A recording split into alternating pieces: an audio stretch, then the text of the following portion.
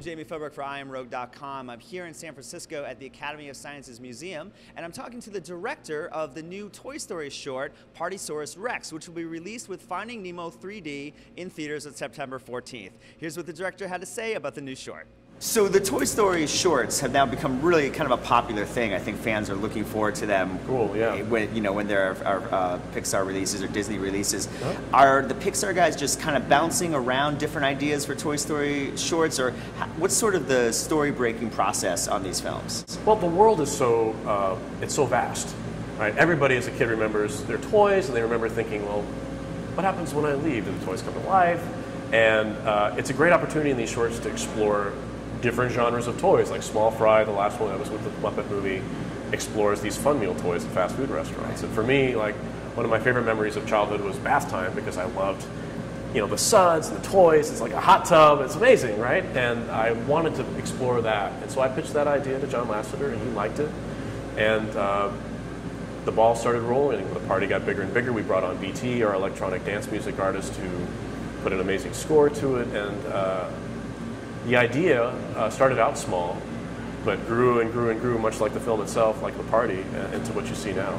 And out of the idea of let's play with the bathroom toys, yeah. How did Rex get thrown in that? Has Rex always been one of your favorites? Always been one of my favorites. I love Rex because he's so sweet and he's smart, but he's not quite experienced enough to not get himself into trouble. Like Buzz and Woody would never get themselves into a situation like you see in Partysaurus Rex, but Rex wants so badly to be liked, and he wants so badly to get along with people that he tries to reinvent himself. And I think that that's something that Rex would do.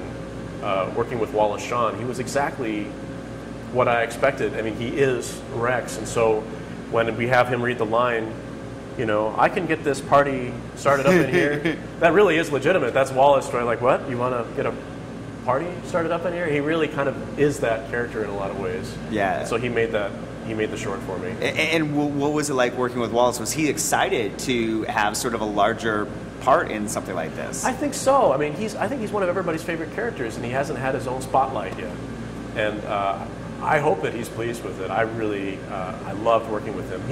He knows that character better than I think that we do, because he's worn that costume for so many films. Yeah. And he added so much to the film, like ways that Rex would say things or had ideas. And just working with him inspired me, inspired our animators at our sister company, Pixar Canada, which did produce the animation for the film. It turned out fantastic. And so a lot of his acting and mannerisms end up in the film. Now, I know there's, it's sort of famous that when Pixar is doing a movie, if we're doing something, with Nemo, we'll send you guys to kind of deep sea dive and stuff like that. With this, there's sort of a rave party element. Did you get to go clubbing? Was that sort of an excuse to go? And, no. We did a bit of exploration. I mean, what I found was that just the beat is just thriving, and you feel it when you're in there. Oh, sorry. I just slapped my microphone. Excuse me. When you're in, you get that sound. Then that's a fact. So you feel the beat going in those places, and that's one thing that BT brought to the film. It's just like a thumping heartbeat to this movie. And when you watch the animation, the characters, the little rubber ducks, everybody is dancing in that bath, and those guys are dancing specifically to BT's tracks that were recorded beforehand. And so the animators in Pixar Canada and the lighters who created the light show are all choreographing their stuff to BT's rave. That's amazing. So it really is. You are really watching a party. Yeah, you really get that feeling that you're part of it. Yeah. Finally, I just want to ask you, what sort of ideas are breaking now for future Toy Story shorts? Oh, I wish I could tell you.